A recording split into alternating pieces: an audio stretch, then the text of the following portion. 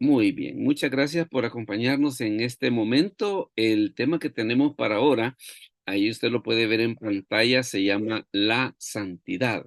La santidad. Y una de las cosas que se va a ir dando cuenta, pues, a lo largo del estudio, tiene que ver con la cuestión de que a veces como que la barrera entre la santidad y el legalismo como que es bien delicada. ¿Va? Es bien delicada porque a veces, tristemente, a veces dentro de los creyentes como que se da la idea de que santidad es legalismo y no es eso, no es eso.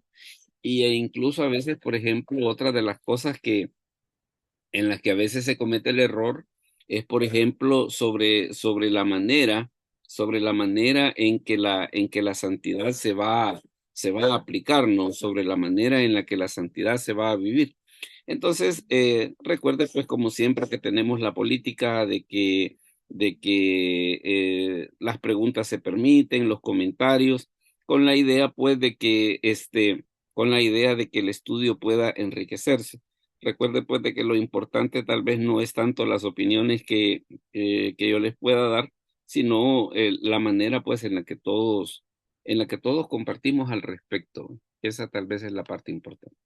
Bueno, entonces vamos a comenzar a hablar acerca de la santidad y ahí así como tenemos el tema.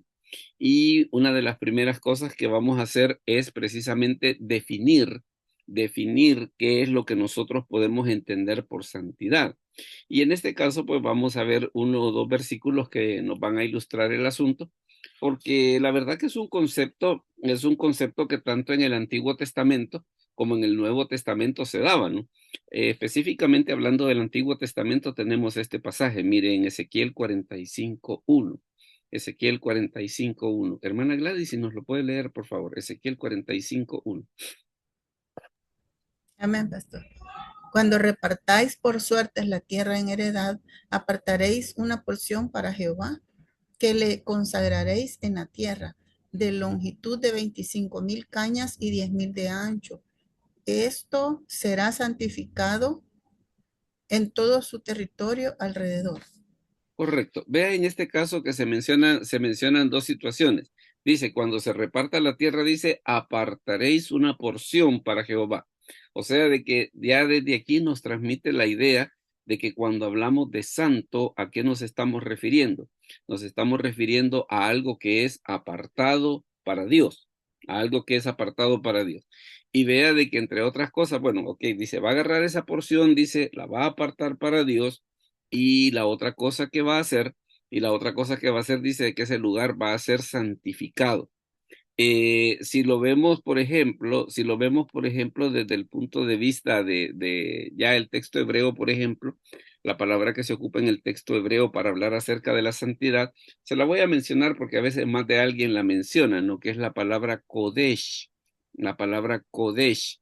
Y esa palabra Kodesh lo que significa es un lugar o cosa sagrada, santo o dedicado. Eso es básicamente lo que la palabra Kodesh significa. ¿Por qué razón? Porque precisamente el mismo pasaje nos da la idea en el sentido de decir, es de toda la tierra esa que se va a repartir, va a haber una porción que la vamos a apartar y va a tener ese uso específico. Eso si lo vemos desde el punto de vista del Antiguo Testamento. Ahora, ¿qué sucede, por ejemplo, si lo vemos desde el punto de vista del Nuevo Testamento? Mire, por ejemplo, lo que dice en Lucas 2:23. Lucas 2:23. Hermano Efraín, si nos puede leer, por favor, esa cita. Lucas 2:23. Amén, pastor. Como está escrito en la ley del Señor, todo varón que abriere la matriz será llamado santo al Señor. Amén, pastor. Correcto. Mire en este caso qué es lo que sucede. Ya desde la ley levítica existía esa práctica de decir, de cuando nacían los niños, qué era lo que sucedía. Había que hacer digámosle así, había que hacer esa dedicación y había que hacer esa consagración. En este caso menciona lo del varón porque lo que está, digámosle así, explicando es qué fue lo que se hizo con Jesús cuando nació, ¿verdad? De que vemos de que José y María, ¿qué fue lo que sucede? Lo llevaron al templo precisamente para ofrecer el sacrificio que por un recién nacido se hacía y tenía una finalidad, dice. Todo varón que abriere la matriz, dice, será llamado santo al Señor. O sea, esta persona que está naciendo, la vamos a dedicar al Señor. ¿Qué pasa, por ejemplo, con el Nuevo Testamento? Decíamos que en el caso del Antiguo Testamento es la palabra Kodesh. En el caso del Nuevo Testamento es la palabra agiazo, agiazo. Y eso lo que significa es hacer santo. Significa apartar para Dios. Vea que tanto el Antiguo Testamento como el Nuevo Testamento conservan la idea de que santo es apartado para Dios. Santificar, hacer que una persona o cosa sea lo opuesto a koinos o común. Se traduce como santificado en referencia al nombre de Dios Padre en la oración del Señor.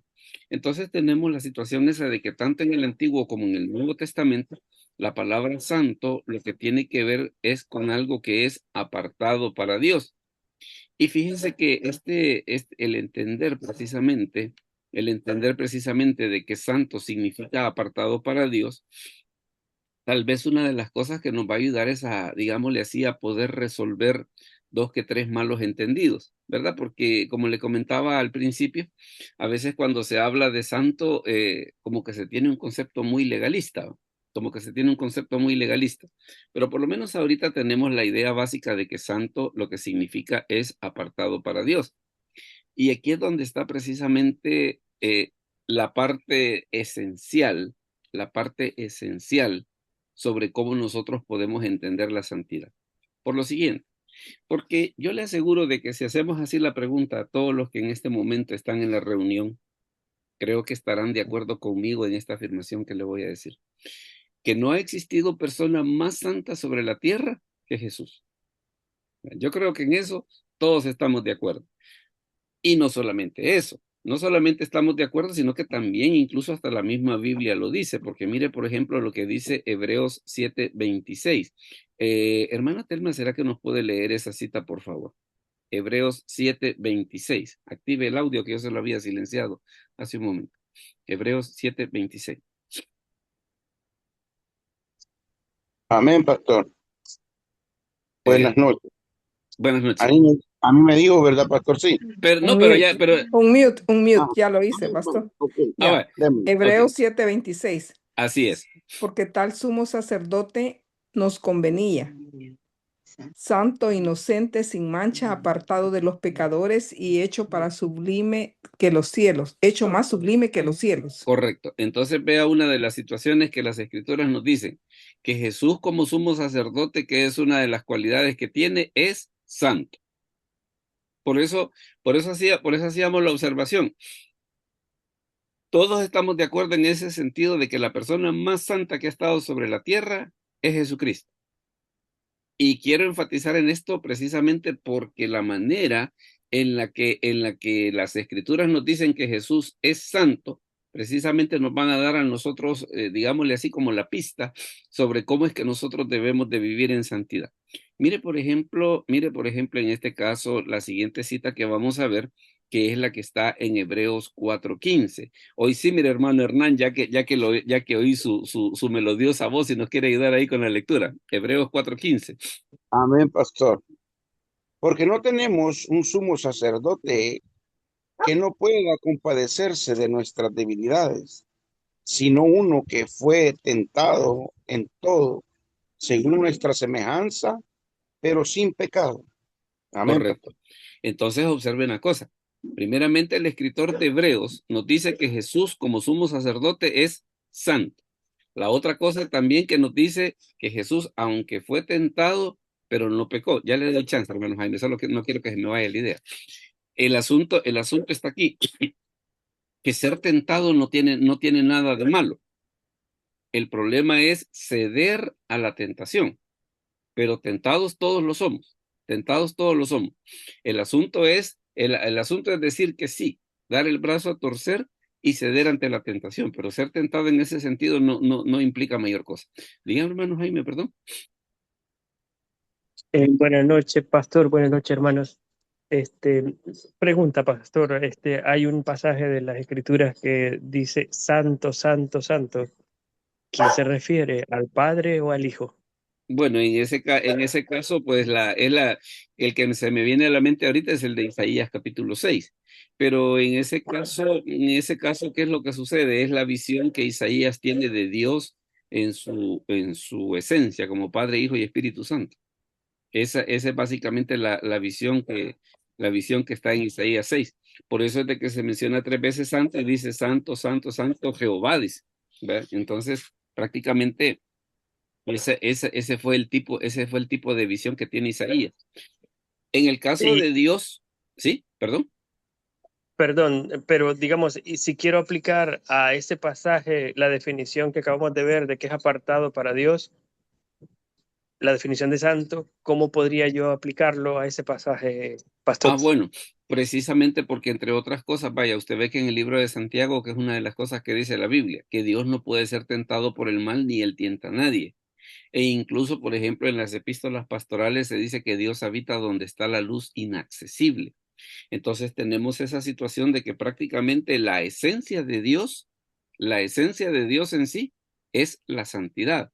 O sea que no hay pecado en él, no hay pecado en él, ni tampoco él es el promotor del pecado.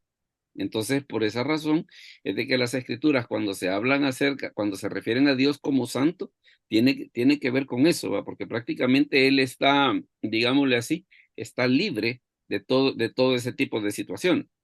En el caso de nosotros, cuando se habla acerca de la santidad, ya vamos a ver precisamente que hay algunos pasajes que nos dan algunos matices que para nosotros son importantes, que digámosle así, que podamos entender. Ya va a ver en este caso, por ejemplo, que estamos hablando de la santidad de Jesús, porque Jesús nos implica, digámosle así, su vida a nosotros nos explica de una manera muy interesante lo que ser santo significa. Porque en Hebreos se nos dice que Jesús como sacerdote es santo, en Hebreos 7:26. En el 4:15, ¿qué es lo que dice? Él fue tentado en todo según nuestra semejanza, pero sin pecado. Y en ese aspecto es precisamente, claro, el libro de Santiago dice que bienaventurado el varón que soporta la tentación, dice, porque cuando haya resistido la prueba, dice, recibirá la corona de vida que Dios ha preparado a los que le aman.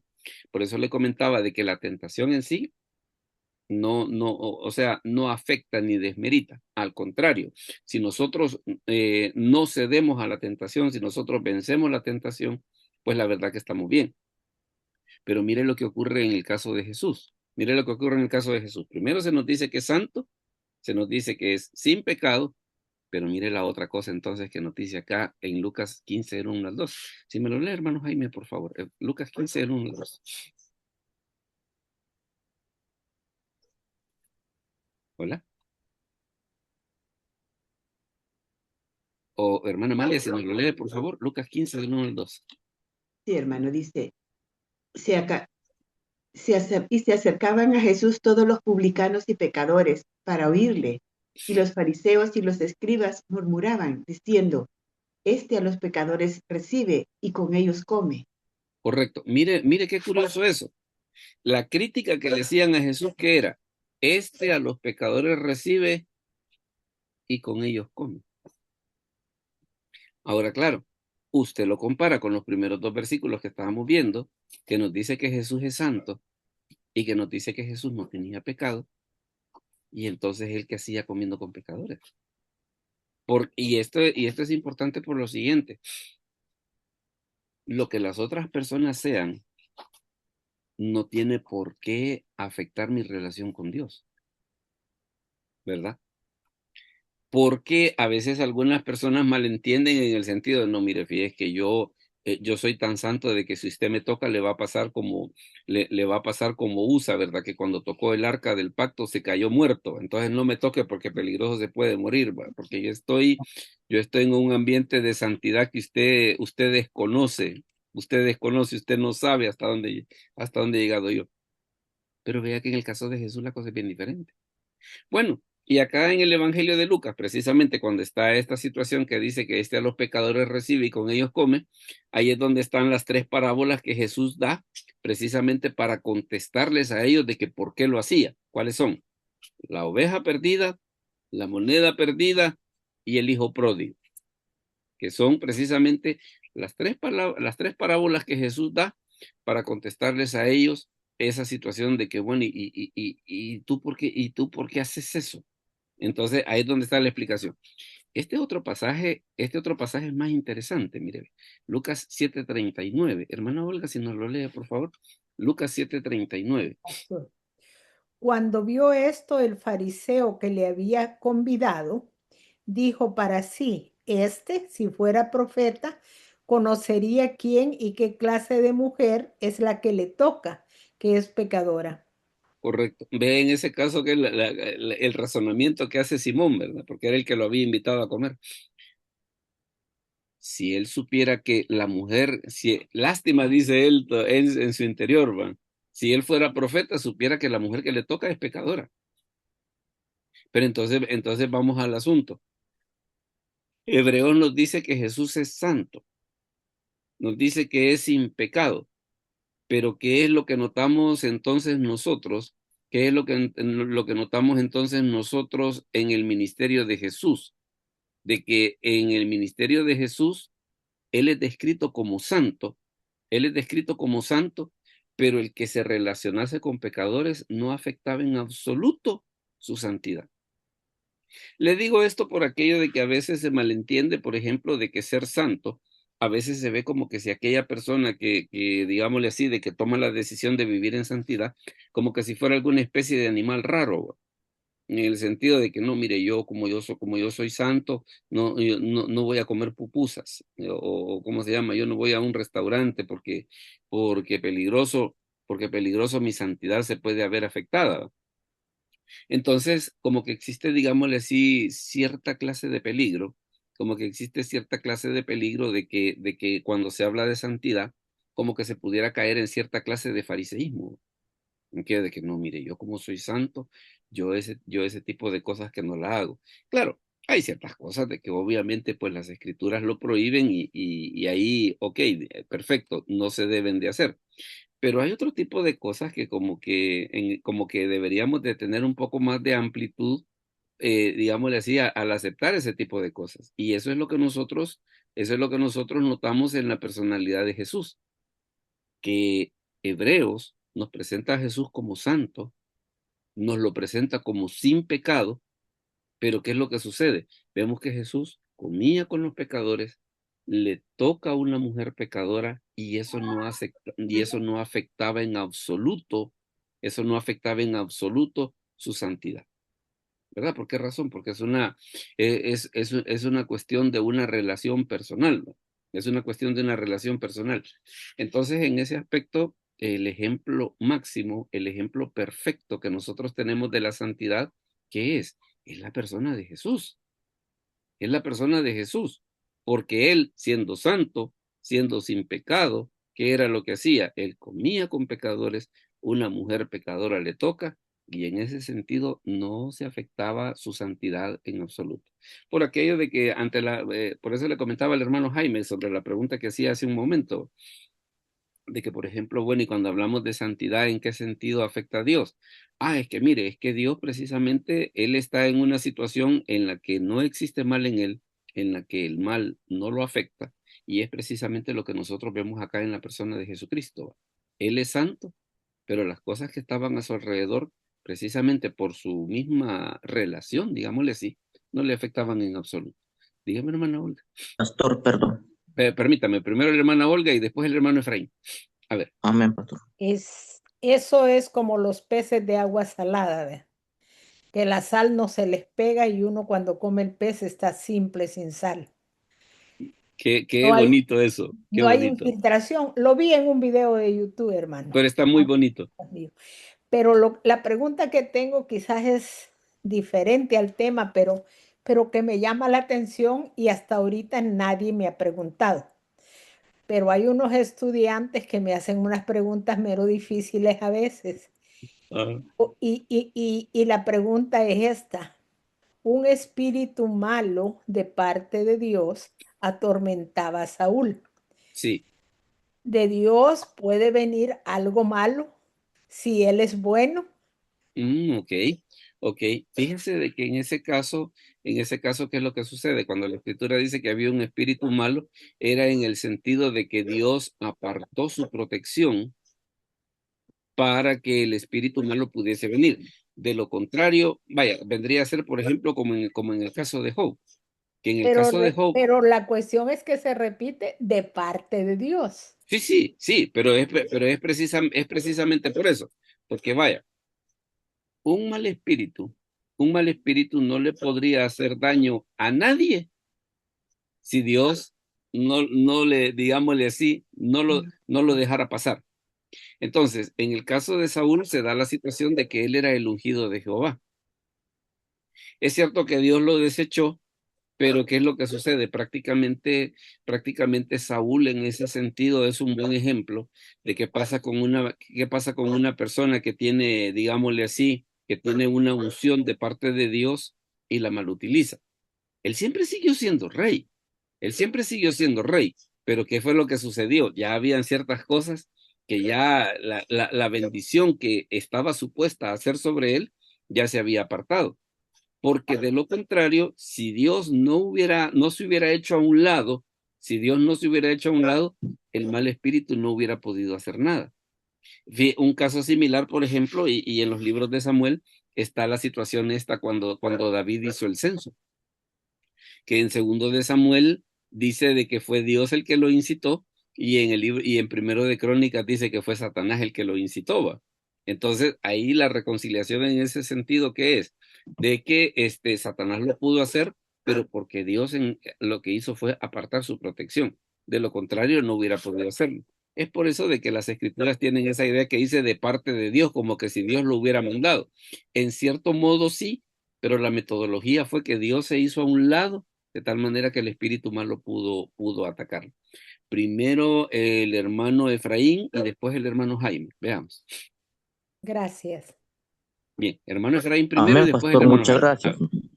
Sí, perdón, pastor, con respecto a el comportamiento, las acciones que hizo Jesús en donde llegaba, donde había la necesidad, donde estaba el pecado, ¿verdad? ¿Será, pastor, que cabe, o sea, no es que no que quepa, sino como ejemplo para nosotros? Segunda de Timoteo capítulo 1 versículo 7, en donde dice, porque no nos ha dado Dios espíritu de cobardía, sino de poder, de amor y de dominio propio. O sea, unos cristianos responsables, pastor, en nuestras acciones. El hecho que tal vez estemos o andemos en lugares de peligro o como tentaciones, lo que usted decía, sabernos controlar, tener un carácter como cristianos. ¿Será eso, pastor? Dios le bendiga. Buenas noches. Tiene un poco que ver, porque vaya, imagínense, a veces se dan situaciones, claro, ya ve que el mundo es bien amplio, ¿va? ¿Y qué es lo que sucede? Que tal vez algún miembro de la congregación, por alguna razón, tuvo un accidente y andaba borracho. Mire, entonces no lo voy a ir a ver porque él andaba borracho. Sí, pero es miembro de la congregación, ¿verdad? Y si en alguna medida esa persona le ha hablado a usted, es porque considera que en ese momento y qué bueno que lo considere en ese momento, que usted sea la persona, indicada para poder echarle la mano, ¿va? Qué bueno en ese aspecto. Entonces, claro, lo que él estaba haciendo está mal, sí, pero el hecho de que haya recurrido a usted en una situación así, pues mire, echémosle la mano, echémosle la mano. A ver, primero el hermano Jaime y después la hermana Claudia. Hermano Jaime, Muchas diga. gracias, pastor. Bueno, hermano Jaime, diga. Este pastor, citando a Job, cuando Dios permitió que el diablo ejerciera su acción, pero él le puso límites. Y Claro, era para que al hacer eso, finalmente, o el resultado final de haber dejado ese permiso era glorificarse, ¿no? A sí mismo. así es. Y fíjese que en el caso de Job hay una cosa bien curiosa, que a veces la gente dice, ay, qué malo Dios que le dio permiso. Yo la pregunta que haría es, mire el diablo lo que hace cuando se le da permiso. El diablo no tiene ninguna misericordia. Porque dice, aún estaba hablando cuando venía la mala noticia del otro. Entonces, en ese sentido, hasta el mismo diablo como que nos pone la cuestión esa, es decir, ay, mire qué malo Dios que lo permitió. No, qué malo él cuando se le da permiso. Mire, en ese sentido no anda amagando. Hermana Claudia, dígame, perdón. Buenas noches, pastor. Bendiciones. Buenas noches. Quizás, pastor, hay una confusión en la parte de la santidad.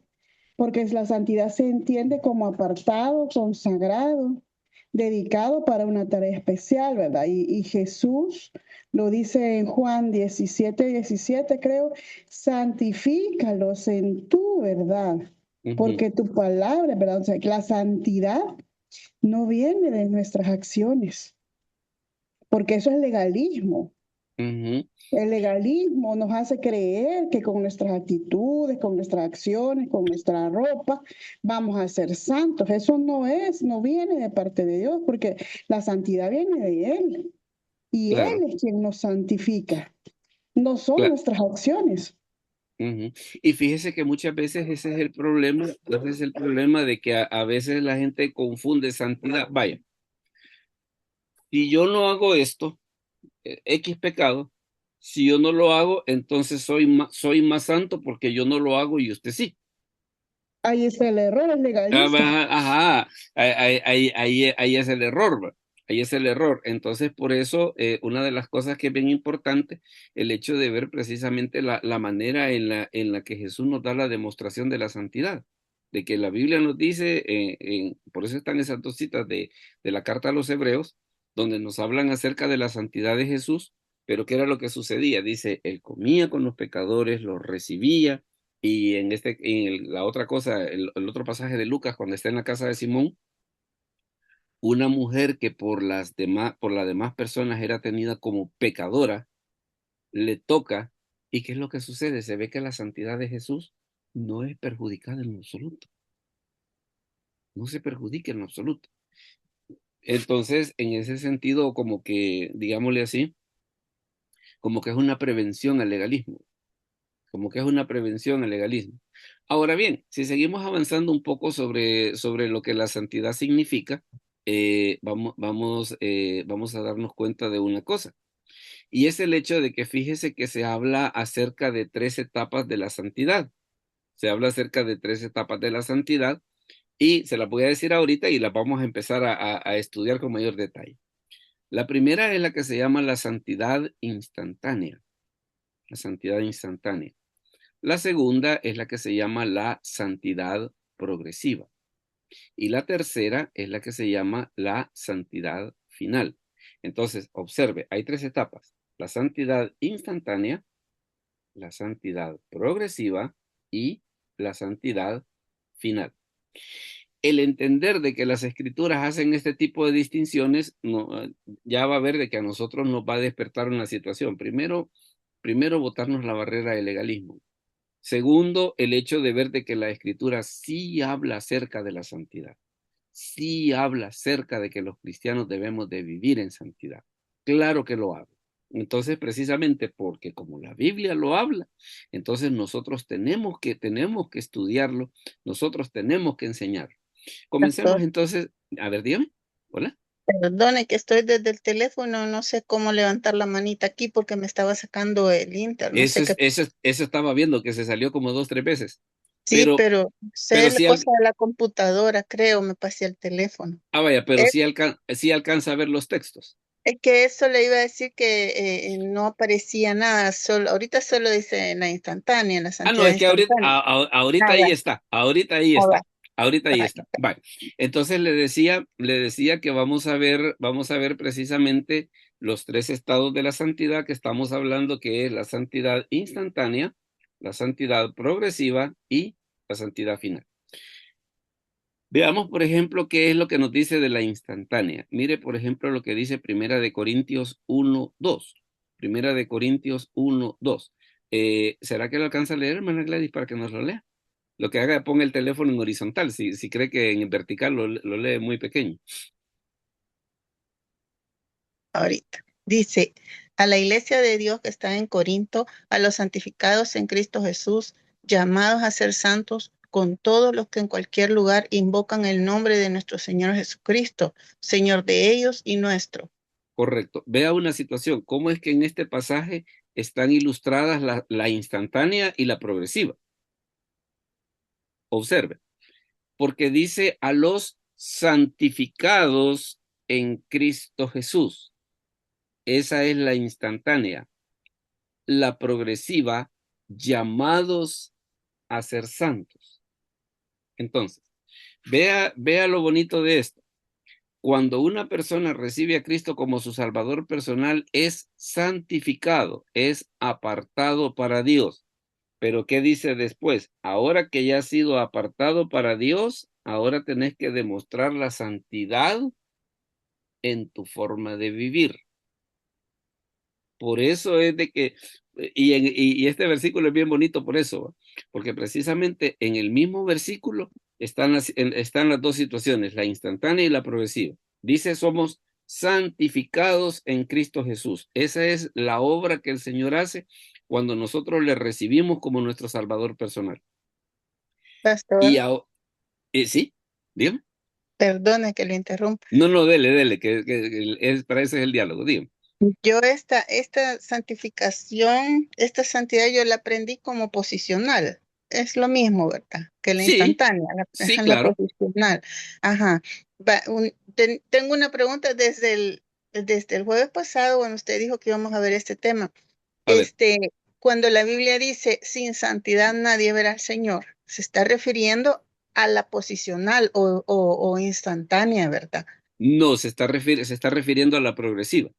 A la Se progresiva. está refiriendo a la progresiva. Y ya vamos a Ujú. ver por qué. Ya vamos a ver Amén. por qué. Ya vamos a ver por qué. Es que vaya, también hay una cosa. Yo le aseguro vaya, para una persona que no ha recibido a Cristo, para una persona que no tiene el Espíritu Santo, es prácticamente imposible la santidad. Porque entre otras cosas se va a dar cuenta de que la santidad no solamente es una obra de Dios desde el momento que le recibimos, sino que también la santidad es una obra en la que Dios nos va ayudando aún en nuestra vida diaria, pues. O sea, La, la, la pregunta es, pastor, porque al ser en base a la progresiva, a veces podemos caer nosotros en lo que se estaba hablando hace ratito, ¿verdad? De del que podemos legalismo. creer que es por nuestras propias obras, porque nosotros nos apartamos, que por eso vamos a ver al Señor, que por eso vamos a ser salvos. Muchas personas así piensan. Entonces, Ah, fíjese que por eso es necesario precisamente tener ese panorama. ¿Con qué idea? Precisamente con la idea de que nosotros corrijamos ese pensamiento, pues que no es correcto. Entonces, vea en este caso, por ejemplo, se nos habla primero de la instantánea. Cuando yo recibo a Cristo, ¿qué es lo que sucede? Dice, soy santificado en Cristo Jesús. Pero ahora que yo he sido santificado en Cristo Jesús, mire, viene la otra, soy llamado a ser santo, a comportarme como una persona santa. Fíjese que, por ejemplo, en el texto griego existe una curiosidad, que por ejemplo, cuando dice los santificados en Cristo Jesús, ahí ocurre algo, que es un participio perfecto en voz pasiva. ¿Y eso qué significa? Eso que diga de que es un participio perfecto es una acción que ya se culminó. Vaya, como que usted diga, mire, fíjese que estaban pintando la casa y ya la terminaron de pintar. Ya pintaron toda la casa. Esto es la situación que se da, por ejemplo, cuando Jesús dice en la cruz, consumado es. O sea, aquí ya lo cumplimos. Ya lo cumplimos. Y la otra cosa que cuando dice que es una voz pasiva, en el griego lo que indica es que yo soy un receptor de la acción.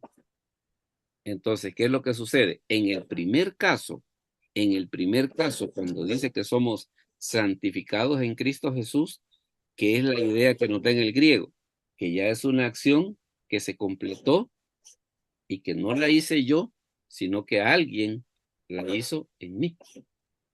Por eso es de que en la traducción, ¿qué es lo que dice? Los santificados en Cristo Jesús.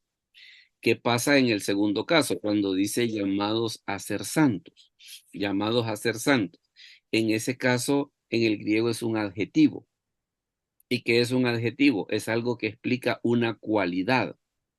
Es algo que, vaya, como que usted dijera, mire, ese libro es interesante. Ese libro es aburrido. O sea, ¿qué es lo que usted está haciendo? Está calificando lo que es el libro. En este caso, en el segundo caso, cuando dice llamados a ser santos, ¿qué es lo que nos indica? Que la santidad en el creyente es una cualidad que debe de tener. ¿verdad? Entonces es por eso de que en este caso tenemos esa situación que primero nos habla, mire, hay una cosa que la hizo Dios, hay una parte que la debemos de hacer nosotros. Tal vez la parte en la que mucha gente se equivoca es que piensa que la santidad como que es algo que nosotros hacemos nosotros solitos y que Dios hace hacia un lado, ¿va? Que deja que nos tropecemos y ahí ve cómo haces, va. Yo quiero que sea así y ahí ve cómo lo haces.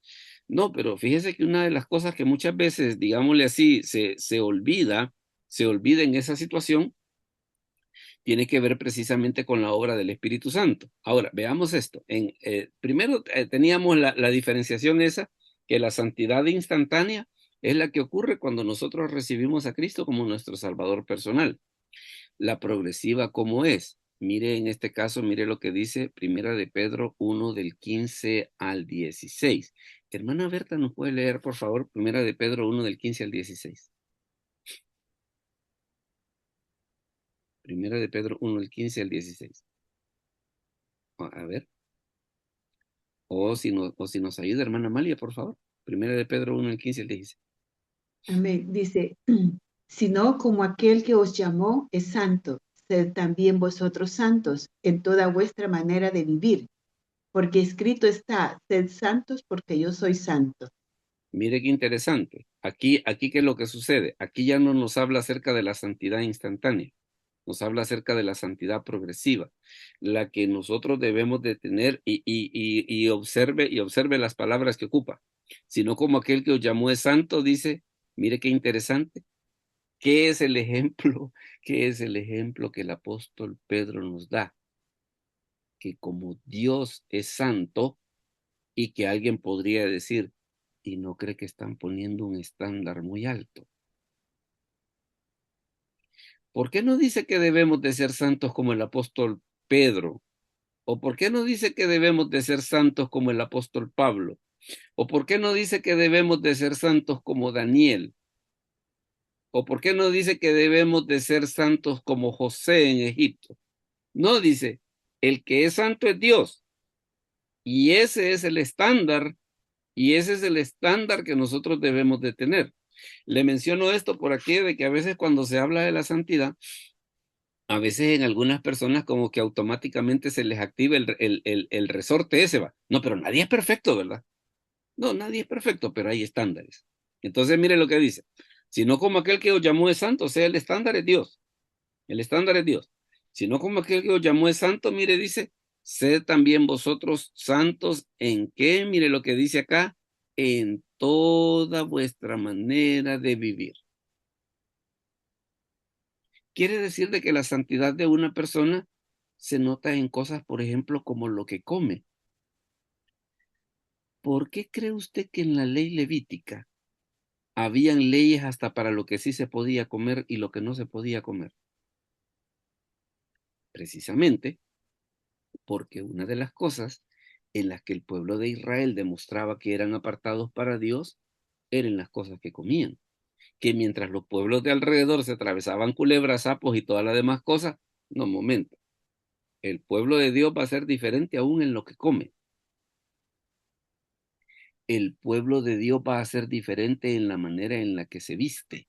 Por eso es de que incluso en la ley levítica, que es una de las cosas que estaba, no se vista con mezcla de hilos. Primeramente porque los paganos lo hacían y la otra cosa era por el efecto de que se producía energía eléctrica y que le daba corrientazos a la gente, que es lo que pasa con el poliéster. Dígame, hermana Claudia, perdón. Aquí usted acaba de aclarar algo bien importante, pastor, Ujú, porque usted dijo, el pueblo de Israel ya estaba apartado y por eso no podían comer. ujú, Igual nosotros, si hemos sido santificados, por eso ya no podemos hacer lo que hacemos.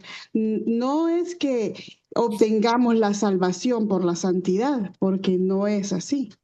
O sea, ujú, y el Señor dice en Pedro, sean santos para que sean salvos. No dice eso.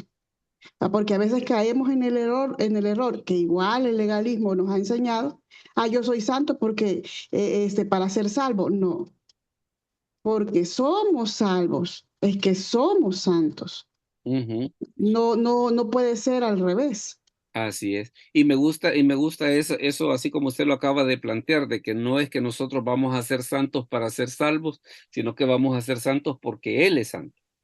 O sea, esa es, digámosle así, la motivación que nosotros debemos de tener para vivir en santidad.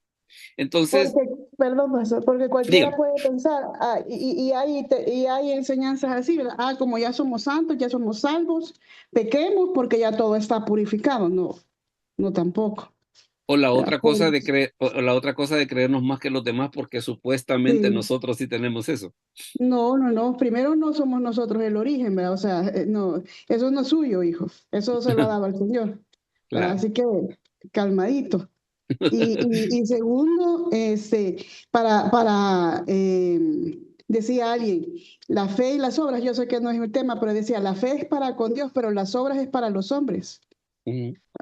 Entonces, la santidad viene de Dios y la demostramos, que somos de una nueva naturaleza, de un nuevo reino, que tenemos el carácter de Dios a través de la santidad para con los demás. Así es. Fíjese que a mí últimamente me ha estado, digamos, dando vuelta un poco en la cabeza esa idea que decía Juan el Bautista de hacer frutos dignos de arrepentimiento. O sea, de que si yo me he arrepentido, ese arrepentimiento se va a demostrar en algo que la gente puede ver. ¿Va? Entonces, no sé, me ha dejado mucha reflexión en ese sentido, ¿va? De que si yo me he arrepentido, algo en mí va a cambiar, ¿verdad? Que Se fue tiene que ver precisamente... el cambio, ¿Cómo? Perdón.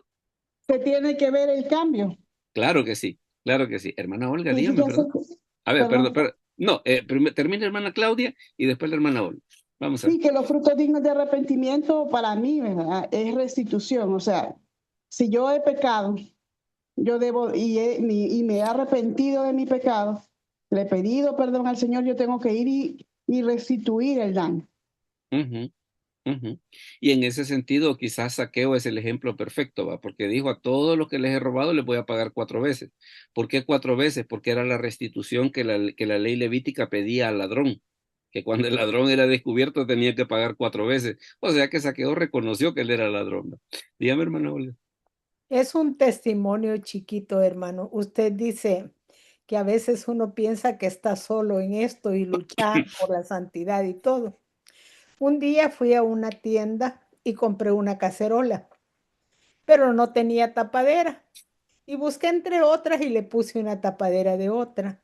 Y me fui y pagué y me la pasaron y todo. Cuando me la estaban empacando, no me dejó el espíritu. Y le digo a la mujer, cometí un error, le digo, esta no tenía tapadera y agarré una de otra. Creo que esa no es. Y me dijo, voy a hablarle a mi supervisora para ver si se la damos o no. Y me dijeron, no, efectivamente, estas vienen sin tapadera. Ah, ya. Y me dice una señora que andaba conmigo, pero ¿por qué lo hizo si nadie se iba a dar cuenta? Pero yo Ah, sí, y le dije, pero yo sí sabía y no tenía paz. Y sé que eso viene de Dios porque yo hasta, humanamente hablando, hasta lista me sentí de haber conseguido la tapadera, pero ah. el espíritu no me dejó, no tenía paz. Y no se había fijado si en la cuenta estaba desglosada cada cosa, sino que si estaba como No, una sola. no, la mujer cobraba todo completo porque se supone que así vienen. Ah, ok. Pero el Señor no, en esa cosita no me dejó que hiciera la trampa. Es que es el, no, pero mire qué interesante está el ejemplo, porque precisamente qué dice el apóstol Pedro. Sed también vosotros santos, miren qué dice en toda vuestra manera de vivir, Y en lo que yo toda, puedo ver, perdón, también que el ser humano toda la vida ha querido hacer algo para ser salvo, pero que diga, lo logré, yo lo hice. ujú. Jamás lo vamos a lograr. Siempre es por pura gracia del Espíritu Santo, Y, y por, fíjese, por Cristo, perdón. Sí, así es, pero fíjese, y qué buena la observación, porque ese es precisamente en lo que muchas veces la gente se equivoca cuando habla acerca de la santidad. Que, por ejemplo, si yo no tengo problema con la bebida y usted sí, entonces yo soy santo y usted no, porque yo no bebo y usted sí. O sea, no, como que no, no ese es el criterio, pues, no ese es el criterio. Le comentaba, por ejemplo, de que vaya, usted encuentra en la ley levítica que hay un montón de cosas que se legislaban, ¿va? Por ejemplo, ¿qué dice en la ley levítica? Que si yo le he prestado una prenda a mi vecino, que sin falta se la tengo que devolver el mismo día. ¿Y qué hace la Biblia? ¿Qué hace la Biblia legislando sobre las cosas que me prestan, pues? No, lo que sucede es de que precisamente la santidad, así como dice acá el apóstol Pedro, se demuestra ¿en qué? En toda vuestra manera de vivir.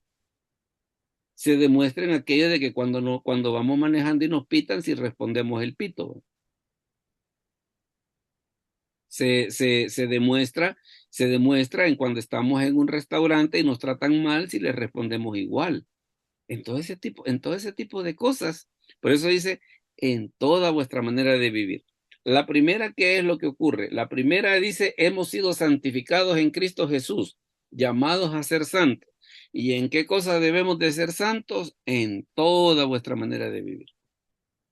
Por eso es que usted ve en la ley levítica que se legislaban unas cosas que uno dice, ¿y cómo es que, y cómo es que perdían su tiempo legislando todo este tipo de cosas, va? Cuando iban al campo a hacer el número 2. Sí, todo eso, ¿va? Pero ¿qué era lo que sucedía? Eran situaciones de que comparado con los pueblos de alrededor, ¿qué era lo que sucedía? La ley levítica era un gran avance. Era un gran avance, porque eran cosas que nadie hacía, que nadie pensaba, a nadie le importaba, pero desde el punto de Dios, desde el punto de vista de Dios, ¿qué es lo que sucede? Para mí sí es importante. Para mí sí es importante. Mire, por ejemplo, en este caso lo que dice Primera Tesalonicenses 4, del 3 al 7. Hermana Gladys, si nos lo puede leer, por favor. Primera Tesalonicenses 4, del 3 al 7. Amén. Pues la voluntad de Dios es vuestra santificación, que os apartéis de fornicación, que cada uno de vosotros sepa tener su propia esposa en santidad y honor, no en pasión de concupiscencia, como los gentiles que no conocen a Dios, que ninguno agravie ni engañe en nada a su hermano, porque el Señor es vengador de todo esto. Como ya os hemos dicho y testificado, pues no nos ha llamado Dios a inmundicia, sino a santificación. Vea qué interesante cuando el apóstol Pablo comienza a explicar cuando dice la voluntad de Dios es vuestra santificación, que os apartéis de fornicación. Mire los ejemplos bien reales que Pablo pone de lo que es santidad. Que cada uno sepa tener su propia esposa, no la del otro, su propia esposa en santidad y honor. Que ninguno agravie ni engañe en nada a su hermano. ¿Qué es eso? Cosas del día a día. Cosas del día a día. Y dice que esa es la voluntad de Dios. O sea que todavía en ese aspecto como que nos da un estándar en ese sentido de decir, y la santidad progresiva, ¿y es en qué la demostramos? Aún en las cosas chiquitas.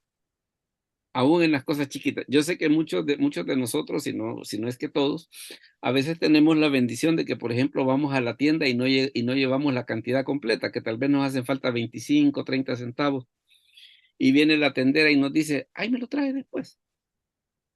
Yo sé que a más de alguien le ha pasado, y que cualquiera podría decir, "Ay, el gran escándalo". Pero ¿qué es lo que sucede? Muchas veces precisamente ¿qué es lo que sucede? Por la presencia del Espíritu Santo, como que está aquella situación de decir, no, lo tengo que ir a devolver, ¿va? Lo tengo que ir a devolver. Pero es precisamente esa situación de que la santidad progresiva, ¿cómo se demuestra? Se demuestra en el día a día. Volviendo al caso de Jesús, volviendo al caso de Jesús, por eso es de que usted ve que prácticamente su día a día, ¿qué era? Era precisamente la santidad. Otro pasaje que tenemos por acá, mírelo, a mucha gente le gusta este, ¿va? Que dice, mas vosotros sois linaje escogido, real sacerdocio, nación santa. Ay, se sienten, pero la última Coca-Cola en el desierto, ¿va? Nación santa, pueblo adquirido por Dios. Pero mire para qué somos nación santa. Para estar en un pedestal y que nos admiren. No, sino que dice para que anunciéis las virtudes de aquel que os llamó de las tinieblas a su luz admirable. Entonces, la santidad que implica que yo voy a ser un portavoz del reino de Dios. Eso es lo que implica, ¿verdad? Entonces, es por eso de que en ese aspecto, cuando la Biblia nos habla acerca de santidad, es bonito el tema precisamente para, digámosle así, como para hacer un equilibrio de que santidad no es legalismo, ¿no? Santidad no es legalismo. No es que debemos de ser santos para alcanzar la salvación, al contrario, debemos de ser santos y el apóstol Pedro acá lo menciona, porque el estándar que nosotros tenemos, ¿qué es? Dios es santo. Y como Él es santo, nosotros también lo debemos de ser, ¿va? Ahora mire, por ejemplo, cuando hablamos acerca de la santidad final, cuando hablamos acerca de la santidad final, ¿y esa cuándo va a ocurrir? Esa va a ocurrir cuando sea en la venida de Cristo. Mire, por ejemplo, lo que dice Primera de Juan 3:2. Hermano Efraín, si nos lo puede leer, por favor, Primera de Juan 3:2. Sí, amén, pastor. Amados, ahora somos hijos de Dios. Aún no se ha manifestado lo que hemos de ser, pero sabemos que cuando Él se manifieste, seremos semejantes a Él, porque le veremos tal como Él es. Amén, pastor. Mire qué interesante, dice, seremos semejantes a Él. Vea, otra vez las escrituras nos dicen, ¿y el estándar cuál es? Él. Claro, más de alguien dice, uy, eso es demasiado. Ni modo, eso es lo que dice la Biblia. Eso es lo que dice la Biblia. ¿Por qué cree, por ejemplo, que Jesús en los evangelios está aquello de que Juan 11:29, por ejemplo, aprended de mí, de Cristo, que soy manso y humilde de corazón, y hallaréis descanso para vuestras almas? Mire, pero ¿y el estándar que no está muy alto? No, es que ese es el estándar que se ha puesto. El estándar que se ha puesto, el estándar es Cristo, ¿verdad? El estándar es Cristo. Entonces, por eso es de que a veces a algunas personas como que se les activa el resorte ese, ¿verdad? De responder en automático. Nadie es perfecto, ¿va? Sí, es cierto, nadie es perfecto, pero hay estándares. Hay estándares. En este caso, mire, por ejemplo, lo que ocurre en Filipenses 3:20 y 21.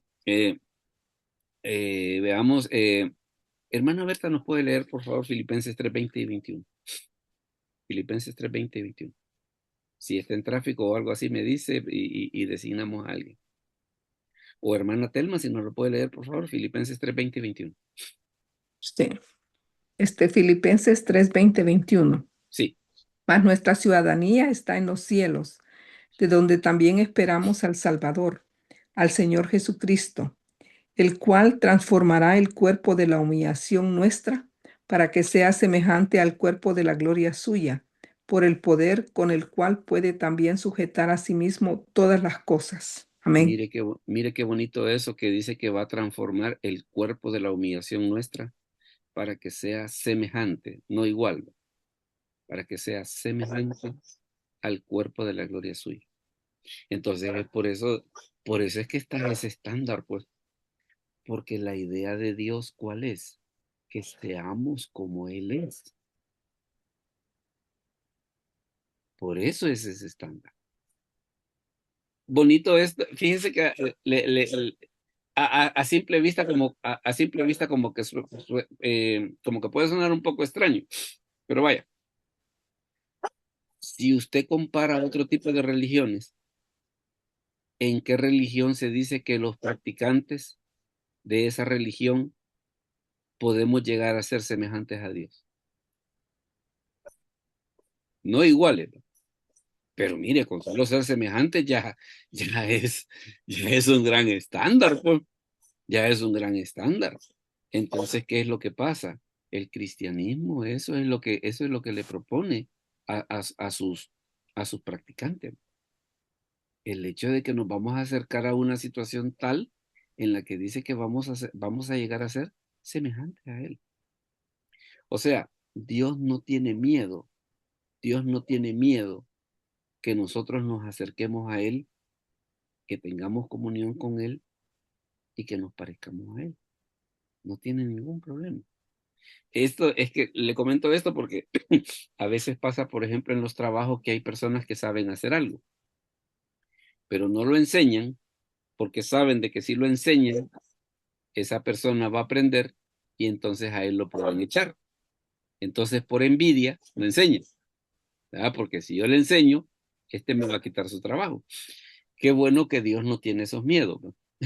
Qué bueno que Dios no tiene esos miedos de que no te digo eso porque si no vos vas a ser igual a mí y no, Pastor. no tiene, dígame.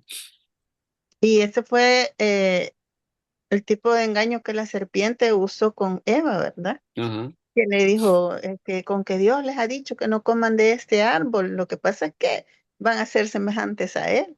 Como quien dice Dios, lo que no quiere es que sean semejantes a él. Dios, cabal, el engaño del diablo fue eso, es que Dios tiene miedo, el Ajá, pobrecito tiene miedo de que ustedes sean iguales a él, pero usted ve en la exacto. Biblia, que ese era el plan de Dios, El plan de Dios para ese era nosotros.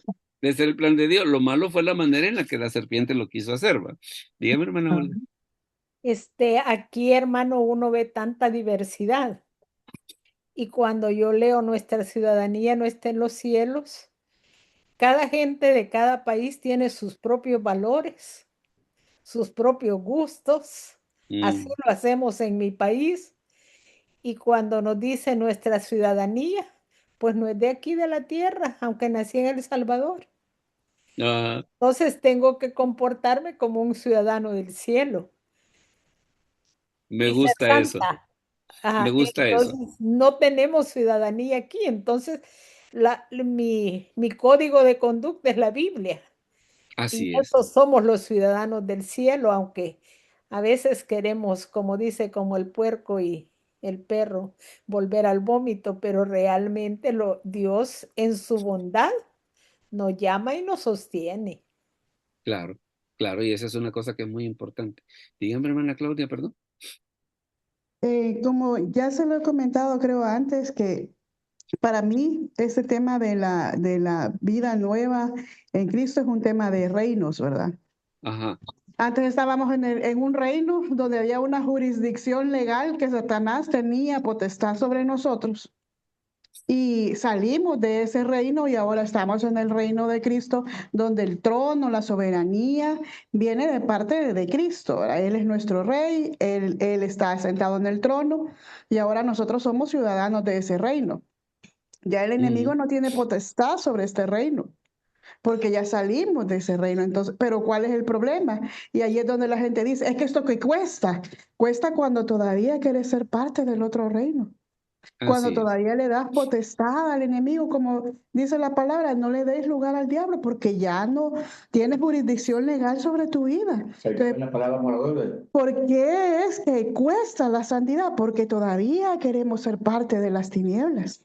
Pero ujú, si reconocemos nuestra ciudadanía, de que ya no somos moradores de la tierra, sino que somos moradores del cielo, no cuesta, porque la verdad, para mí la vida cristiana uno no tiene que hacer nada, pastor. El Espíritu Santo es el que hace todo. ujú, Porque dice aún Romanos 8:13, el Espíritu es el que hace morir los deseos de la carne. No ujú. viene de mí, viene del Espíritu. ¿Qué es lo que tengo que hacer? Hacerme disponible para Él. Mostrarme necesitado para Él. Y por eso dice la bienaventuranza. Bienaventurados los necesitados, porque de ellos es el reino. Ujú. Y fíjese que ese es muchas veces, por ejemplo, el error que la gente legalista confunde, ¿va? En el sentido de creer de que es algo que yo hago. Precisamente parte de entrar en esa faceta de que pertenecemos ahora al reino de Dios, hay un montón de cosas que cambian. Hay un montón de cosas que ya no son iguales. ¿Por qué? Porque, bueno, porque entre otras cosas tenemos la presencia del Espíritu Santo. Entonces, si hay una de las cosas que que el Espíritu Santo, el Espíritu Santo, ¿qué es lo que va a ir haciendo? Va a ir cambiando nuestra vida en todos los aspectos.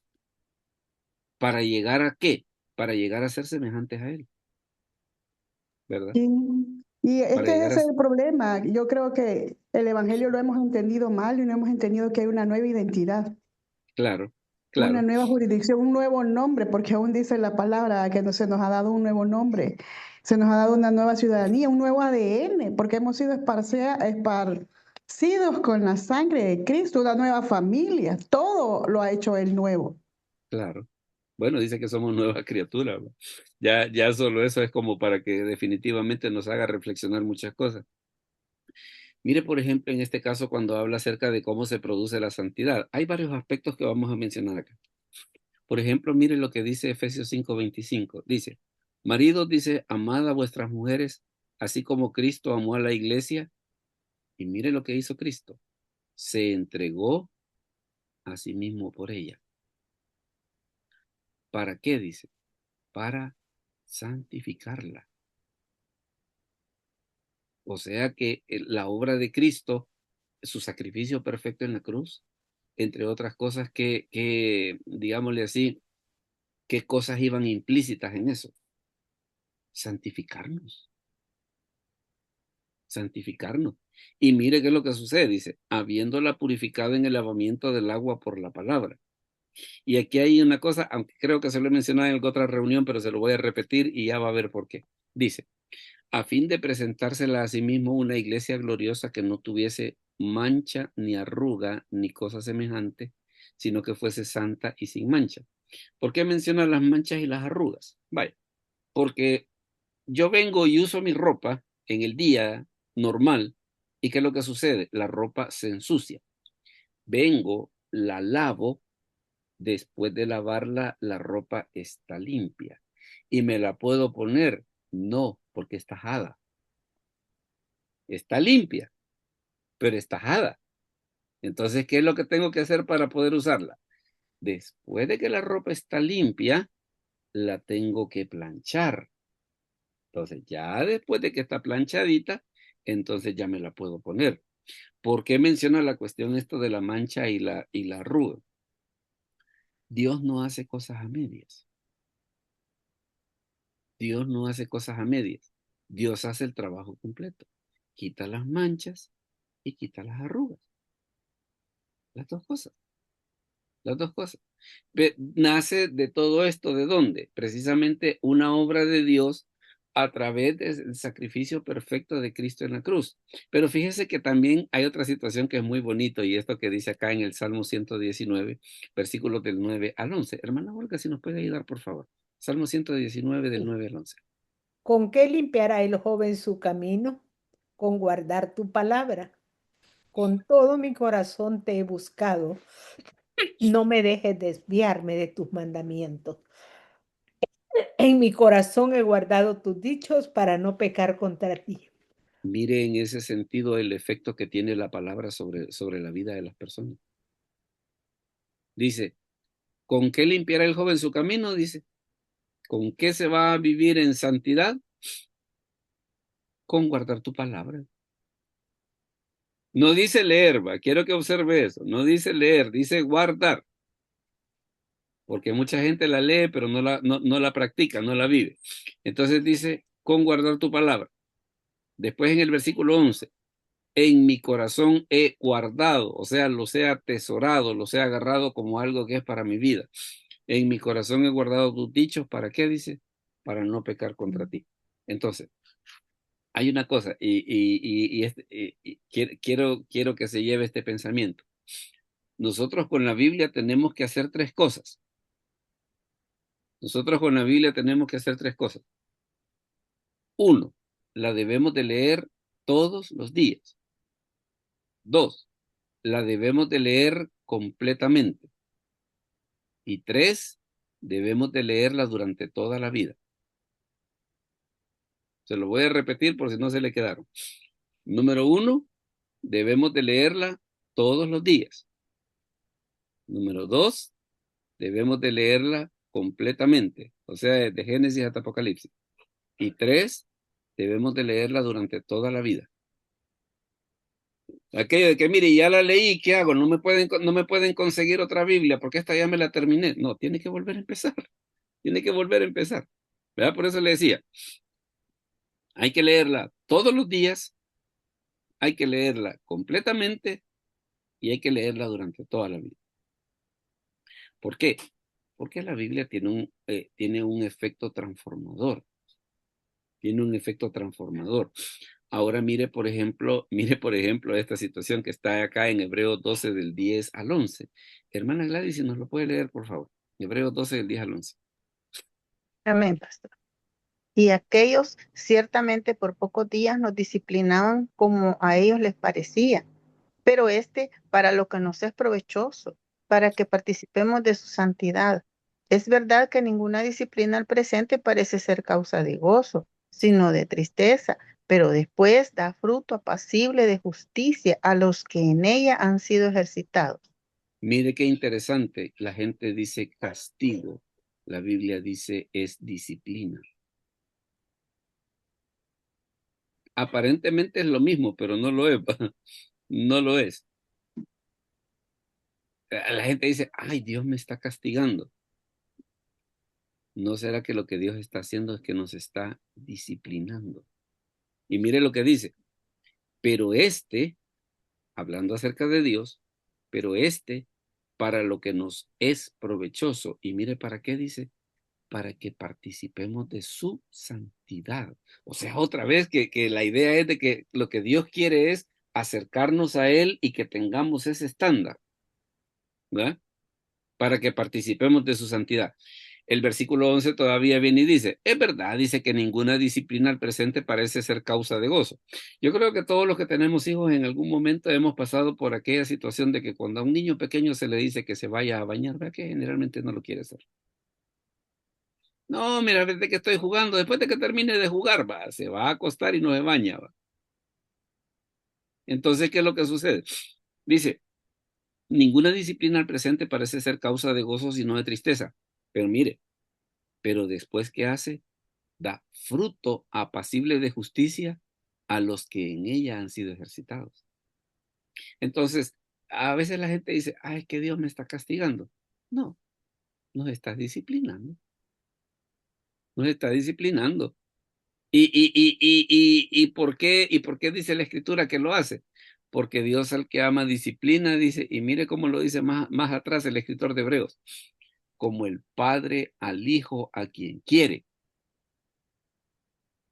O sea, que eso que la gente llama castigo es porque Dios nos ama. Y porque Dios nos ama, no nos deja que andemos por el mundo como que somos cabras locas. ¿Verdad? Por eso, porque nos ama. Mire, por ejemplo, otra situación que dice por acá, el lado humano de la santidad. Vemos de que hay una parte que tiene que ver con la obra de Dios, pero fíjese que también hay 2 que 3 cositas que tienen que ver con nosotros. Mire, por ejemplo, y al principio más de alguien hacía esta pregunta. Seguid la paz con todos y la santidad sin la cual nadie verá al Señor. Fíjese que eso de seguir es bien interesante, porque en el texto griego da la idea de perseguir. O sea, como que si yo ando cazando un animal y lo voy a seguir hasta que lo agarre, ¿va? Entonces dice, seguid la paz con todos y la santidad, sin la cual nadie verá al Señor. Claro, al principio ustedes me hacían el comentario ese de que suena como que la santidad, como que si la santidad sirve para la salvación. Cosa que estamos claros de que no, porque hay un montonazal de pasajes que nos hablan acerca de que la salvación es por fe, que es una obra de Dios, y en ese sentido todos estamos claros. Pero, ¿de qué manera vamos a ver a Dios y cuál es, digámosle así, el incentivo de la santidad? Mire lo que sucede acá en Josué 3 del 1 al 5. Dice, Josué se levantó de mañana y él y todos los hijos de Israel partieron de Sittim y vinieron hasta el Jordán y reposaron allí antes de pasarlo. Después de 3 días, los oficiales recorrieron el campamento y mandaron al pueblo diciendo, cuando veáis el arca del pacto de Jehová vuestro Dios y los levitas sacerdotes que la llevan, vosotros saldréis de vuestro lugar y marcharéis en pos de ella, a fin de que sepáis el camino por donde habéis de ir, por cuanto vosotros no habéis pasado antes de ahora por este camino. Pero entre vosotros y ella haya distancia como de 2000 codos. No os acercaréis a ella. Y Josué dijo al pueblo, mire qué interesante, santificaos, dice, porque Jehová hará mañana maravillas entre vosotros. O sea, como el día de mañana Dios va a hacer un milagro, Dios va a hacer una obra grande. Para yo poder esa obra, yo tengo que santificarme.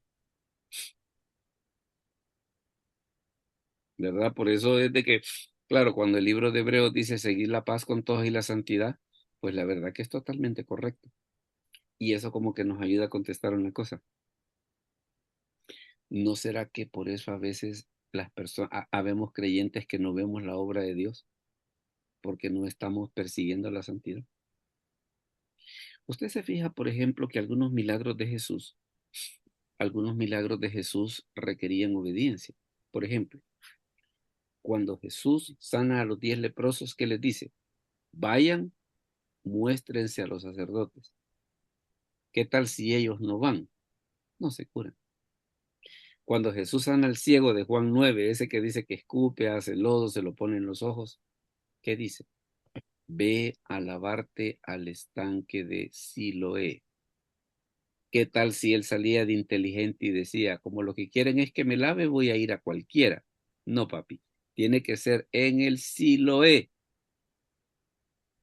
Tiene que ser en el Siloé. No podés ir a otro. Tiene que ser ese. Entonces, ¿qué es lo que sucede? Vemos esa situación de que a veces para poder ver la obra de Dios hay que ser obediente. Hermana Olga, Dios. Solo otro testimonio, A fíjese. ver, En una de las idas a El Salvador el año pasado, yo le pedí a Dios que me diera un mensaje porque sabía que iba a predicar en 2 iglesias. Terminé predicando en 4 lugares el mismo mensaje. sí, Pero lo que usted dice, lo que leímos en la palabra, santificados para mañana, había una iglesia que había estado en la semana en ayuno y oración. Y la reacción y el recibir la palabra en los 4 lugares fue diferente. Pero esa iglesia que estaba buscando al Señor en ayuno y oración, yo no le puedo describir cómo sentí que el cielo estaba abierto y lo fácil que fue predicar en ese lugar y la receptividad de la y gente la incluso. receptividad de la gente. Y no dudo de que el Señor hizo milagros. Bien diferente. Y fui a otro y cabal, vi como el pastor torció el mensaje para pedir más dinero a la gente. A otra me dijeron, ay, hermano Olguita, como usted conoce a la gente, sabe cómo llegarle al corazón. Y yo dije, Ajá. bien Bueno, diferentes todos. sí.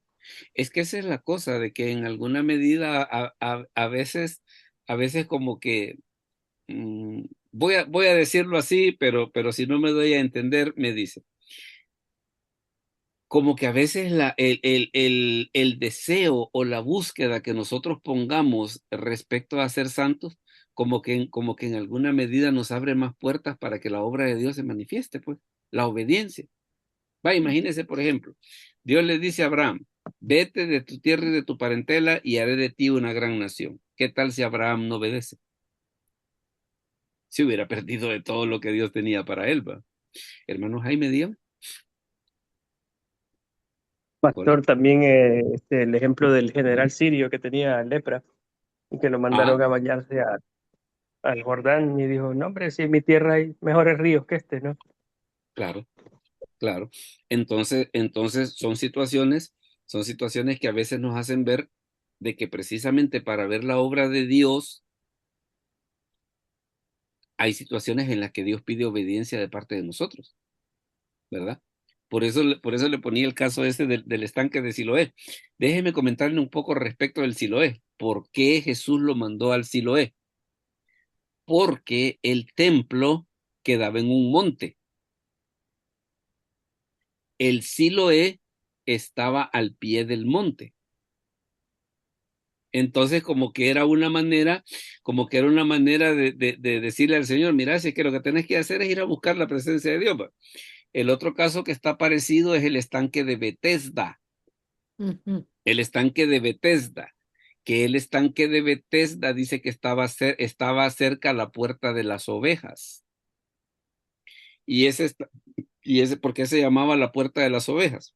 Ahí en el Evangelio de Juan menciona ese detalle de la puerta de las ovejas, porque era la puerta por donde pasaban las ovejas que llevaban al templo para sacrificarlas. Como se hacían sacrificio todos los días, como llegaba un montón de gente, entonces el templo necesitaba tener su provisión de ovejas para que la gente pudiera tener cómo sacrificar. Entonces la puerta por donde llevaban a las ovejas para el sacrificio estaba cerca precisamente de ese estanque de Betesda. Entonces como que en alguna medida como que tanto el Betesda y el Siloé como que apuntaban a la cuestión, es que mire, lo que nosotros tenemos que hacer es buscar a Dios, ¿no? ¿Verdad? El Siloé estaba al pie del monte y el Betesda estaba en camino precisamente donde pasaban las ovejas para ser sacrificadas en el templo, ¿verdad? Entonces se ve que está esa situación de que mire, y yo puedo ver la mano de Dios, sí, estoy dispuesto a obedecer. Ahí es donde hacemos la pregunta, ¿va? Y es donde a veces cuando alguien vaya, lo que ocurrió, por ejemplo, y ese caso que el hermano Jaime dice de Naamán. Él vio el Jordán y dijo, si es que en mi país hay ríos mejores y quieren que en ese río feo me metan, no, hombre, no moleste. Que era una de las cosas que él tenía que doblegar, su orgullo. O sea, de que yo, como soy general, entonces, mire, Dios tiene que tener para mí un río con Evián para que me meta, ¿verdad? Y si es posible, que las gradas sean de mármol, ¿va? Que las gradas sean de mármol, porque yo, el general, no me puedo meter en ese tipo de cosas. Ah, bueno, entonces, seguí enfermo, papi. ¿Verdad? Entonces, se ve esa situación de que hay casos en los que para ver la obra de Dios, ¿qué es lo que se demanda? Se demanda esa sintonía de la obediencia. Por eso es que está este pasaje que yo les leí acá, miren, el de Josué 3. Santifíquense, le dice, ¿por qué? Porque mañana, ¿qué nos espera? Mañana va a haber una maravilla de Dios. Mañana va a haber un milagro de Dios. Pero para yo poder ver ese milagro, ¿qué es lo que tengo que hacer? Bueno, usted se fija de que cuando Dios se les aparece en el monte Sinaí, ¿qué es lo primero que les dice? No toquen mujer. Manténganse, ¿cómo se llama? Purifíquense. Purifíquense. ¿Por qué?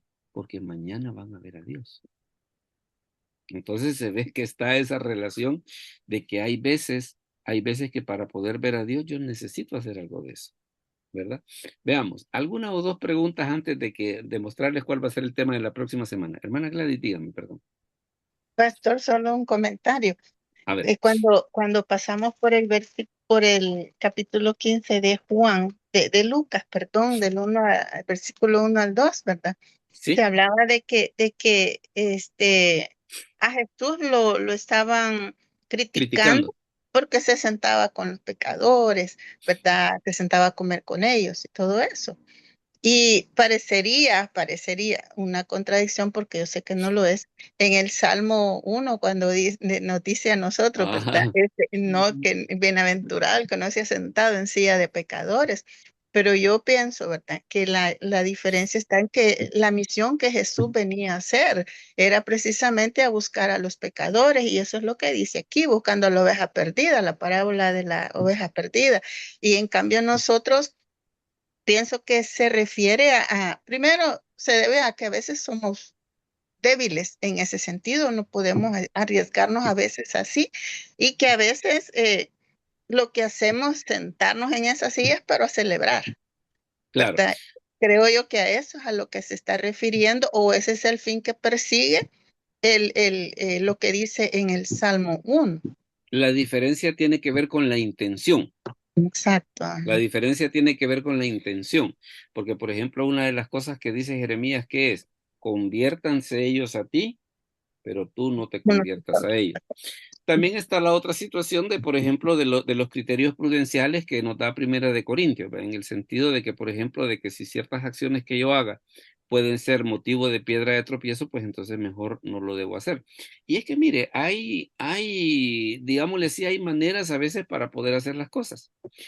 Por ejemplo, yo hace muchos años conocí a un pastor allá en Izalco, que viera qué interesante, y de él salió a contarme esto que le quiero contar a usted. Me decía él, hay veces me dice que, por ejemplo, yo tengo que ir a orar por alguna hermana que esté enferma y para hacerle imposición de manos y que no se malentienda, ¿qué es lo que yo hago? No pongo mi mano sobre su pecho. Yo pongo la Biblia y pongo mi mano sobre la Biblia. Se puede discutir sobre si eso está bueno o está malo, pero tal vez la parte que a mí me llamó la atención y que fue lo que me encantó es el hecho de que él no quería hacer algo que se pudiera malinterpretar. Entonces, como que el punto debe de ser, bueno, hay que tener cuidado en no hacer situaciones que se puedan malinterpretar, ¿verdad? Porque básicamente, y como usted muy bien lo dice, no es que sea una contradicción, sino que por el contrario, los pasajes son complementarios. Porque claro, si yo voy a participar de los pecados de las personas, no debo de ir. Pero si mi finalidad es ir a rescatarlos, entonces ahí la cosa cambia. Entonces, lo que hace la diferencia entre una cosa y la otra, ¿qué es? La finalidad. La finalidad. Eso es lo que hace la diferencia entre hacer una cosa y la otra. Porque vaya, yo escuchaba, por ejemplo, un día de estos a una persona que decía, que le preguntaban, mira, ¿y vos por qué vas al gimnasio a hacer pesas? ¿Y qué tiene que ver eso? Eso no te aprovecha. Y él le dice, bueno, es que algunos compañeros del gimnasio los he traído a la iglesia y están en la iglesia. Entonces ahí sí la cosa cambia, ¿verdad? Distinto fuera decir, mire, yo voy al gimnasio porque después de entrenar nos vamos a echar la cerveza y toda la cosa. No, entonces ahí ya definitivamente como que la cosa cambia. Fíjese que, por ejemplo, bueno, yo he tenido la oportunidad de ir a predicar 3 veces a Alcohólicos Anónimos. Pues sí, y como me invitaban a predicar, distinto hubiera sido que me hubieran dicho, mire, fíjese que después de la predicación va a haber un cóctel, ahí sí tal vez yo le diría que no, yo le diría que no. Pero me estaban invitando a predicar, pues. Una vez fui a predicar al último día de un novenario, ¿verdad? Porque era la esposa de un amigo que había muerto. Y me dice, mira, me dice, yo sé que vos sos pastor, me dice, pero fíjate que yo quisiera que vos vinieras a predicarme y que trajeras la guitarra, me dice, porque hay algunas alabanzas que a mi esposa le gustaban y que yo quisiera que vos las cantaras. Bueno, llego yo con mi guitarra y toda la cosa. Y estaban ahí las rezadoras. Y dice una de ellas así con un tono, pero aquellos de esos cortavidrio, ¿va? Aquí está este librito que tiene cantos más apropiados para el momento, pero se sentía aquello de que si por poquito no se levantaba y me pegaba, ¿va? Y le dice mi amigo, sí, le dice, pero las alabanzas que él va a cantar a mi esposa le gustaban. Las alabanzas que él va a cantar a mi esposa le gustaban. Así que empecé y varias gente se las podían. Habían algunas personas cristianas y las cantaron conmigo, pues. Entonces, como que la diferencia la hace la intención. Eso es lo que hace la diferencia, la intención. Veamos, ¿alguna última pregunta antes de anunciar el tema de la próxima semana? ¿Todos estamos bien? Bueno, mire, de veras ha sido una reunión muy interesante, muy productiva. Se ve de que hay muchas cosas que definitivamente nos ha ampliado el panorama y de eso se trata. Le comento que para la próxima semana vamos a tener un tema relativamente corto, porque resulta que la próxima semana yo voy a tener una reunión vía Zoom a las 8 de la noche, hora del Salvador. Para los que están fuera sería a las 7 Pacífico. a las 7 Pacífico, así que más o menos a esa hora voy a tener una reunión la próxima semana. Entonces siempre vamos a hacer la reunión a la misma hora, solamente que vamos a tratar de salir con todo en 55 minutos, para tener los 5 minutos yo para poder conectarme a la otra reunión, ¿verdad? Pero la que estaba pensando sobre si suspenderla o no, pero digo yo por 2 que 3 minutitos creo que no vale la pena, ¿verdad? Entonces, entonces vamos a tener un tema relativamente corto, pero así de poquito, pero sustancioso. Mire, ve, que le voy a mostrar ahorita. Vamos a hablar acerca de esa frase de Abba Padre, qué es lo que significa, ¿verdad? Entonces, ese va a ser el tema de la próxima semana, siempre en horario normal, solo que es un tema relativamente corto para que me dé a mí los 5 minutos de margen para poder conectarme a la siguiente reunión, que yo no voy a hablar, pero tengo que estar en esa reunión, ¿verdad? Así que ahí va a ser el asunto. Ese va a ser el tema para la próxima semana. Bueno, hermano Jaime, digan. Hola. Para ese entonces, ojalá ya hayan presentado la declaración de impuestos sobre la renta, pastor. Sí. Mire y cuénteme, y ahí en su país también se presenta el 30 de abril, ¿no? Aquí para personas naturales el 15 de marzo y Pues ya para fue. empresas el 31 de marzo y puede pedir una prórroga hasta el 30 de abril. Ah, vaya, o sea que todavía mucho más allá va, mucho más rápido, perdón, mucho más rápida la cosa. No, aquí es hasta el 30, en El Salvador es hasta el 30 de abril, va. En Estados Unidos y Canadá, cuénteme cuándo es que se declara los hermanos que están ahí. El 30 de abril hasta el último, hasta el 30 de abril. Ah, vaya, está esa ventaja ahí. Pero si usted le tiene que pagar al gobierno, tiene que pagarle antes del 30 de abril, porque de lo contrario, usted tiene que pagar intereses. Usted está en Canadá, ¿verdad? Sí. Canadá. Ok, hermana Olga, y en el caso suyo, ¿cómo? El 15 de abril es el último día para presentar las declaraciones. Ya si se paga, pues también tiene que ser ese mismo día, o puede ser después. Casi todos los que pagan esperan hasta el último día. Qué raro, ¿verdad? Qué raro. Bueno. Pues, no, pero está bueno el comentario que me ha hecho el hermano Jaime, porque voy a presentar una declaración de una empresa mañana. Bueno, entonces ahí estamos en eso. La próxima semana vamos a tener ese tema de Abba Padre, 30 de abril. Vamos a tratar de sacarlo en 57 minutos para poder tener el chance. El tema es corto, pero sí va a ser así bien puntual.